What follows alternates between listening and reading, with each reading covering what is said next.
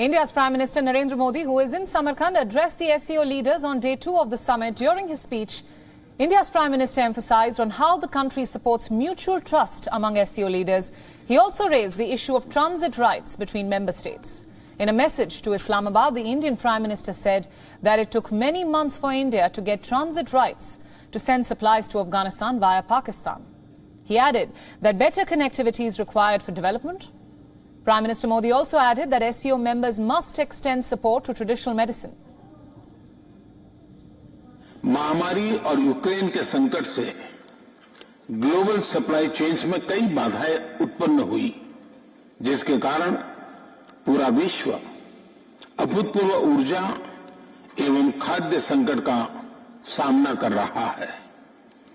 SCO को हमारे क्षेत्र में विश्वस्त, रेजिलिएंट और डाइवर्सिफाइड सप्लाई चेन्स विकसित करने के लिए प्रयत्न करने चाहिए। इसके लिए बेहतर कनेक्टिविटी की आवश्यकता तो होगी ही, साथ ही यह भी महत्वपूर्ण होगा कि हम सभी एक दूसरे को ट्रांजिट का पूरा अधिकार दें। Prime Minister Modi asserted on how he wants to transform India into a manufacturing hub, further adding that India's economy is expected to grow at the rate of 7.5% this year. India's Prime Minister Modi also highlighted how the supply chains were disrupted due to two major reasons, the first one being the COVID-19 pandemic and the second, the ongoing Ukraine crisis. हम भारत को एक manufacturing hub बनाने पर प्रगति कर रहे हैं। भारत का युवा और प्रतिभाशाली वर्कफोर्स को मैं स्वाभाविक रूप से कॉम्पिटिटिव बनाता है।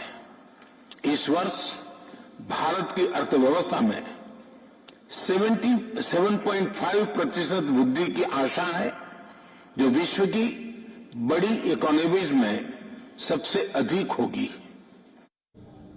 Prime Minister Modi will also be holding a number of crucial bilaterals on the sidelines of the summit. The Indian Prime Minister met Turkish President Erdogan. The two leaders discussed ways to deepen bilateral cooperation in diverse sectors.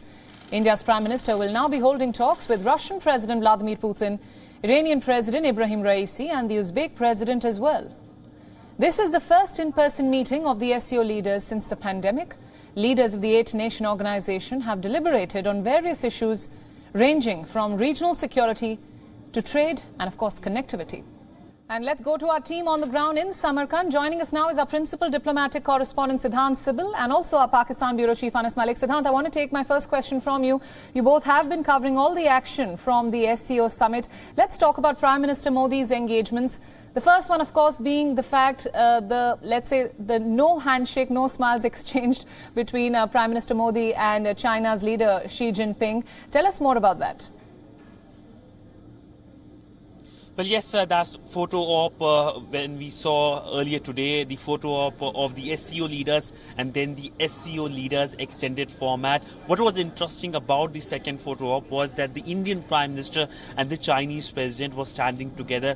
That, of course, was a moment that everyone clearly observed, given that how the relationship has been panning out between India and China in last 2 years after the Galwan incident.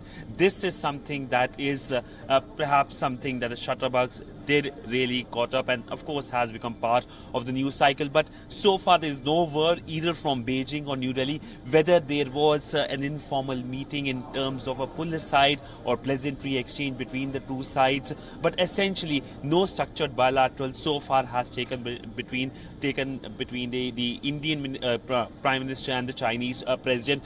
He of course the Indian Prime Minister was able to spring a surprise essentially with the bilateral with the Turkish President Erdogan. We know the relationship between India and Turkey has been falling because of the fact that Erdogan has been breaking up Kashmir many times, and this has irked New Delhi. But what has happened in a sense, a very important development is that Bilawal Bhutto, the Foreign Minister of Pakistan, has spoken to WION just a short while ago and made some interesting points. Siddhant, I'm glad you mentioned that, because before I take my next question from Anas, I want to play out that big exclusive for our viewers. Let's listen in. Was there any conversation between the two prime ministers, or informal or formal? जहाँ तक भारत और पाकिस्तान के दरमियान ना formal या informal कोई interaction या बातचीत है इस कॉन्फ्रेंस में। जहाँ तक मौसमी तब्दीली की बात है, वो जो आप सब देख रहे होंगे कि पाकिस्तान में जो सैलाब के नतीजे में नुकसान हुआ है। We've had historic floods in Pakistan, flooding from the skies, जो हमने अपनी तारीख में, ना सिर्फ अपनी तारीख में, मगर there's never been any recorded devastation of this scale. We had months of monsoon rains from the middle of June up until the end of August consistently, which has resulted in so much flooding that it has affected the whole of Pakistan, from Gilgit-Baltistan to Pakhtunkhwa, South Punjab, Balochistan or Suba Sindh. A 100-kilometer lake has formed in the middle of my country, and all that water is descending towards the ocean, bringing devastation in its wake. It's affected 33 to 35 million people, which is a significant portion of our population. It's 1 in 7 as far as our population is concerned, and a third of our country underwater. And to meet this challenge, I think, is beyond the scope of any one country alone. We have to come together as a global community to meet the challenge of climate change. And if this generation doesn't, then I'm certain that the next generation will come together. The issue of terrorism has been there with Afghanistan. The Prime Minister was waiting for release of funds. We've recently seen that the issue of terrorism from Afghanistan, we've recently seen a spat, a diplomatic row on the issue of Masood Azhar as well. So is it palpable? Does it go hand in hand when Afghanistan says that there is nothing tangible on the matter of Masood Azhar, and then the Pakistani Prime Minister says that we've been a victim of terrorism? Does it go hand in hand? I think that terrorism is an issue. इंतहा पसंदी, दहशतगर्दी और ये सारे मसले हमारे लिए मसले हैं। हमारे रीजन में पाकिस्तान के अपने मसले हैं इसके बारे में, और हमारा एक अपना रिजॉल्व है। किसी दूसरा मुल्क की वजह से नहीं या किसी बैनुल-अक़वामी इदारा की वजह से नहीं, पाकिस्तान का और पाकिस्तान के अवाम का अपना रिजॉल्व है कि हमने इंतहा पसंदी और दहशतगर्दी का मुकाबला करना है और उनको शिकस्त दिलाना है, इंशाल्लाह ताला। Next year, the SCO presidency, it's now with India, and India will be hosting the SCO summit in New Delhi. क्या आप आएंगे? क्या Can you be able आएगा? to resolve the differences in such time to be working under this? As far as the SCO is concerned, it is such an organization where we don't take up bilateral issues, and we focus on the agenda of the SCO organization in the Shanghai spirit. As far as who will attend and all those details. Right, let's now go back to our team, which is getting us all the SCO updates from Samarkand, our principal diplomatic correspondent Siddhant Sibil, and our Pakistan Bureau Chief Anas Malik. Anas, we just played out that big exclusive for our viewers. The foreign minister spoke about the devastating floods. Now, this has been something that even the Prime Minister spoke about. We saw him break down, in fact, talking about the devastation caused by the floods. Will this diplomatic outreach at the summit help get Pakistan out of the crisis? Well, Priyanka, that question I know is for Anas. I'll go to Anas, but before that, I would just like to mention about how emotional the Pakistani Prime Minister was at the SCO summit. In fact, it looked like he is going to break down when he was talking about the floods in his country. But let's go to Anas. Anas, as Priyanka asked first, of course, is what the Pakistani Prime Minister talked about at the SCO summit, and also if you can just elaborate on your meeting with the Pakistani Foreign Minister Bilawal Bhutto. Well, last question first. We had a literal door-stepping moment with the Pakistani Foreign Minister just a short while back, and he spoke exclusively with WION, and he said that there is no formal interaction, there was no formal or informal interaction with the Indian counterparts or Indian side during this SCO. So again, this opportunity, this platform is a miss. Again, and then he was asked continuously that next year SCO is in India, whether Pakistan would participate. So he said that bilaterally he would not want to engage, Pakistan cannot engage with India, but on a multilateral forum under the ambit of the SCO they would continue to engage with India. It is still unclear what will be the level of participation for SCO next year in India, but yes, Pakistan will participate. Going forward on the matter of Masood Azhar, he was very clear. He said that our information suggests that the said individual is in Afghanistan.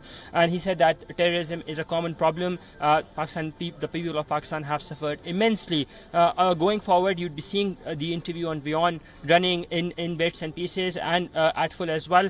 But the first part of your question on Shehbaz Sharif, he was quite emotional, as you rightly pointed out. Floods have literally wreaked havoc across the country in Pakistan, from south to north to east to west. Literally all part of the country is inundated. 1/3 of the country was inundated, and that is the reason Shehbaz Sharif was emotional, because the losses are estimated at about $10 billion right now. Initial estimates are the flash appeal was $160 million. That is about 1.6% of the initial estimates that have been there. So, and Pakistan does not have the capacity or the capability. It's a 100-kilometer lake, as the Pakistani foreign minister was pointing out. Therefore, the emotions, they were reflective. Number one. Number two, he was quite vibrant on Afghanistan, speaking on Afghanistan. And number three, the issue of climate change and terrorism, that were his key areas of focus. So it's a packed day, Priyanka, here in Samarkand. We saw the SCO summit, we saw the bilaterals. In fact, even as we speak, we are getting flashes of Prime Minister now heading towards his other bilaterals. Right. We know that he's going to be the Iranian president and the Russian president. Anas, before we wrap up this discussion, I also want to ask you about the comment made by the Pak Prime Minister about Pakistan's friend also calling the nation a beggar. Some powerful words there. What does it tell us about the current state of affairs in Pakistan? Well, I'll get back to Anas on that question, but before that I can just say that today here in Samarkand there were a lot of meetings, a lot of comments made when it comes to the meetings.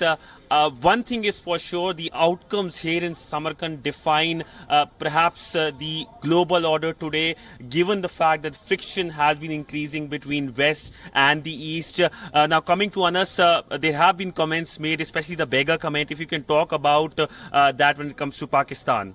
Well, the comment was made in the context that the situation has been so dire, the situation in the country, when the 5 months back the incumbent government took over, there was literally nothing left in the bank account, and Pakistan was on the verge of being bankrupt, and this is something that has been reiterated time and again. And then as there was some considerable economic stability, then Pakistan has been hit by the natural calamity of floods. That is what it was in the context of. That is something that the Prime Minister has not been shy of saying or reiterating time and again, even during his foreign visits, and he's made it clear that we're not here to ask that we will fight it out. Yes, it will take time, but the bigger problem is, and his emphasis in the context of this comment was, that climate change is a common enemy, it's a common demon, it's a common devil, and that all of the countries in the region, especially of this grouping, need to get together to root out this evil from the region by and large, so that today is Pakistan, tomorrow it shouldn't be any other countries. So climate change becoming a big worry, but SCO, it right now looks like is Indo-Pakistan situation, but it's right. not like that. One significant development that has happened is that the Kyrgyz and the Tajik leadership have met. Now, this is very interesting because there has been deadly border clashes between the two countries, two SCO member countries, even as their leaders were attending the summit here in Samarkand. Right, Siddhant and Anas, thank you so much for all those updates and for joining us on the broadcast from Samarkand. WION World is now available in your country. Download the app now and get all the news updates on the move.